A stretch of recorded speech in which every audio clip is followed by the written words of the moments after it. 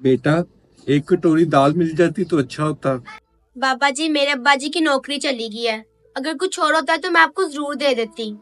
बचे कुछ पैसों से ही हमारा गुजारा चल रहा है। बेटा, ये पर्ची तब खोल के देखना जब तुम्हारा वक्त अच्छा हो। अल्लाह पाक तुम्हारी तमाम परेशानियां दूर करे।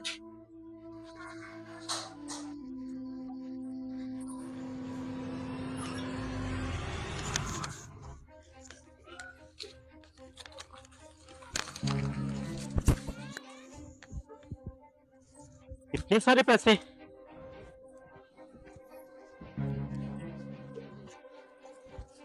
फातिमा, ये देखो। इतने सारे पैसे ये कहाँ से आए? बाहर गेट पे पड़े हुए थे। बाबा, मुझे लगता है कोई जानता है कि हम बहुत परेशान हैं, इसलिए उसने इतने सारे पैसे बाहर गेट पे रखे थे। बाबा, अब इन पैसों से हम कोई कारोबार स्टार्ट करेंगे। ठीक है बेटा। ये पर्ची तब खोल के देखना जब तुम्हारा वक्त अच्छा हो।